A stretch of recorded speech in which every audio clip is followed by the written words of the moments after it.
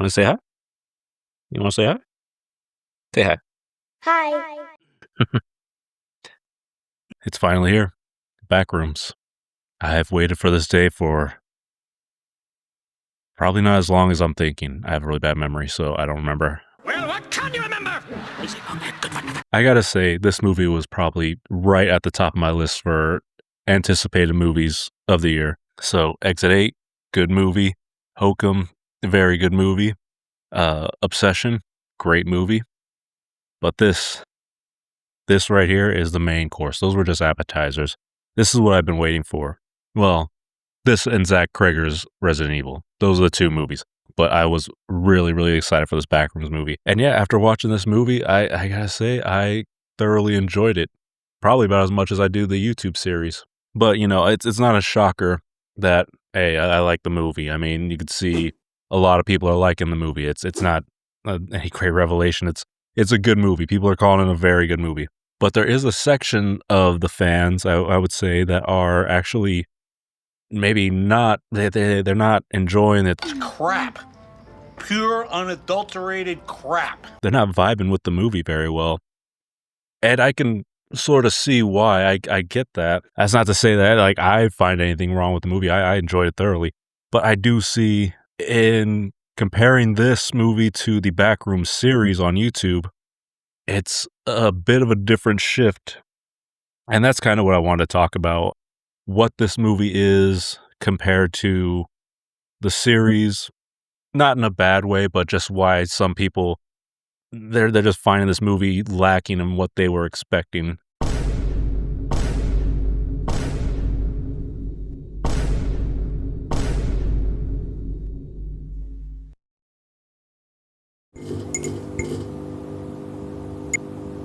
But the main thing I think that's different, that people are finding different and maybe a little off-putting in terms of the movie, is that this movie has a movie-sized budget compared to Kane Parsons' YouTube series having almost no budget.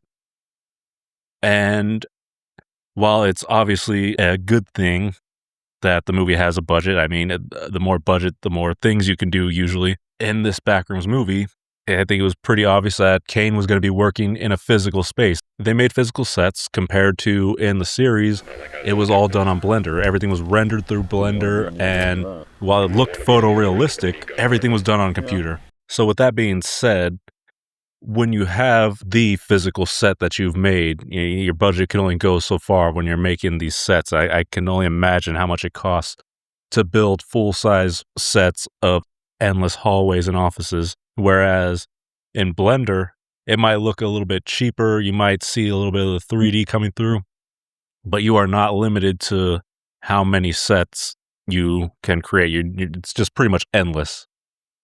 So in that sense, the Backrooms in the series, in my opinion, felt a bit more expansive.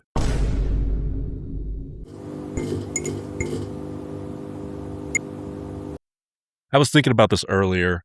If the Backrooms is the ocean, the Backrooms in the movie, what you see of the Backrooms in the movie, feels like you're on the beach, maybe going knee deep to the water, waist deep to the water. In the movie, the characters make it apparent that they want to be able to get in and out. They have a portal, a door that they can get through.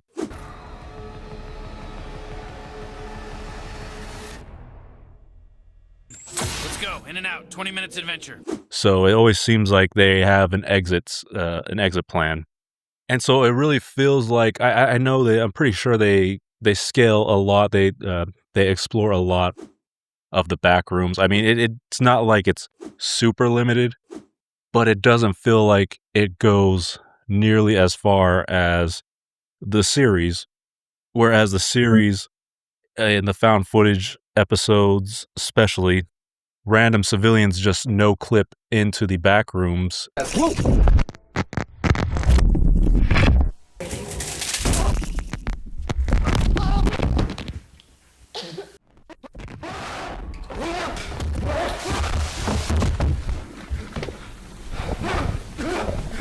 And there is no exit door. There is no exit escape anything. You're kind of just trapped there. They are basically, if this is still the ocean, if the backrooms is still the ocean, they're out there in the open water with like no help coming whatsoever. Whereas the movie, again, just kind of feels like you're waist deep, always hovering maybe a few hundred feet, a few hundred yards, like away from the entrance. So you can always just run back to it. You can sprint back to the entrance pretty quickly.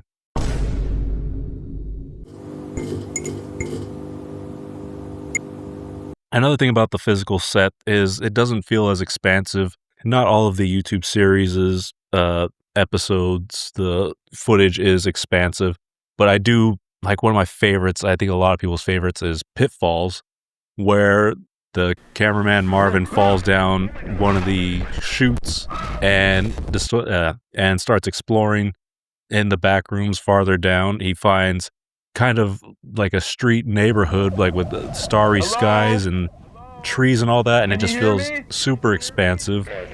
And one of the found footages was the guy's name Robbie. He ends up like seeing a whole city skylight of red, and it just feels like super expansive.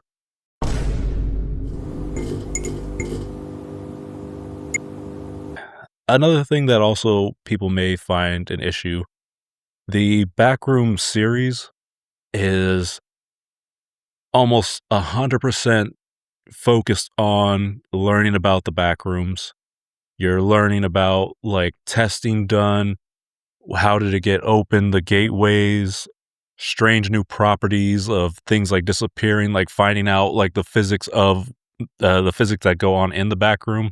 And I think a big part of why it's framed like this in the YouTube series is because Kane, if I'm not 100% sure, but I'm pretty sure he does all this by himself. So he doesn't have a cast of people to make these characters. So he does everything based off of making the back rooms the character. That's really all he has. He has his computer to make the back rooms the character, and that's it. So sometimes you'll get like a flash of characters like your Marvin E. Lee, Peter Tench, you'll get little flashes, but they are computer models for the most part with some voiceover, and that's it. So now what you have here is the Backrooms movie, and it has characters, like fully fleshed out characters that you can actually play with now. You can actually do and write a story around. And that's what the movie does. So instead of just like 90% learning about the backrooms and 10% kind of about these little computer models roaming through the backrooms and getting like little bits of their backstory, the backrooms, it takes up about like maybe 40 to 50% of the movie, where the characters take up 50 to 60%. You're not so much learning anything about the backrooms. I mean, there is stuff to learn. It's not like everything you've seen before. There is some strange and new things to see. What? Oh, God, is there a bee on me? Oh, does it look Africanized? Hey, baby. Mom. But the focus is really, this time, characters and not the back rooms as a character. But yeah, I do think overall, having the limitations of the real set and focusing more on the characters than the back room is a bit of what's dividing a section of people from enjoying this movie versus those that are just like, it was fine. It's a good movie. I'm one of those people that said like, yeah, it's fine. It's great. I enjoyed it a lot. I enjoyed the characters a lot. If you watch this movie, then you probably know that it's different than the series. In a lot of ways, it's different. So you just got to be prepared for that. But that, just because it's different doesn't mean it's bad. It just means it's just another branch form of this story. And I think Kane says he's probably going to go back to doing YouTube videos and maybe even looking to do another movie or even a series. He's looking at all his avenues. But I think he said YouTube, he's going to go back to revisit hopefully the Backroom series and do a little bit more. So that way you can get a little bit more back into what you're used to. And I think that's great. Why not have it to where it's the stuff that we're used to, the full render CGI backrooms where you just have limitless potential, And then the big budget movie, that just gets really into the depths of the characters, a very character-driven story. I would love that, to just have both.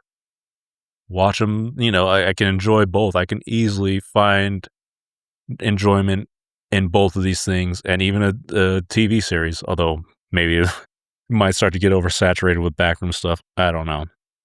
Oh, and one of the cool things I liked about this movie, this kind of only pertains to me, I guess, and other people from the demographic area. This movie I didn't know takes place in San Jose. Now that's cool to me because I was born in San Jose. I grew up there from the early 90s to the early 2010s. So I thought that was really cool. It was a little bit of a San Jose like recognition. Okay, cool. But then they explain the street where like mostly this whole movie takes place inside the Captain Clark's furniture store, whatever it's called. Well, ahoy there, mateys! Now, according to me map, we've landed on the crystal shores of a bountiful land. The location that he always gives is McKee and Capitol. Now, I know that very well because that is actually like basically the neighborhood area where I grew up.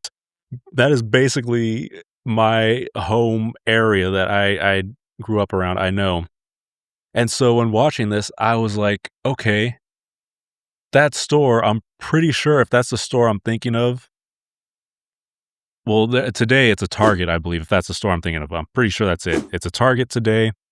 I got to imagine they didn't shoot there. They didn't film any footage there in that store because you ain't gonna shut down San Jose to film like a store. I don't think it's gonna happen. So in the 90s, the early 90s, this takes place in 1990. In the early 90s, that was a Montgomery Wards, I believe it was called. And again, I don't think it looked like that from my memory long, long ago. It did not look like that. So I don't know if that's the exact store that they were referencing in this movie, but I just thought that was really cool. It was like, oh my gosh, that's like my hometown. I know this area. I feel like I'm part of the movie. Like, this is my freaking neighborhood. I'm part of this. That's awesome. So yeah, I just wanted to mention that because that really, really did make me happy. It's stupid, but I don't care. I enjoyed it a lot. But anyways, that's about it for this review. Comparison, whatever you want. I don't even know what this is called. But anyways, yeah, that's it. Bye.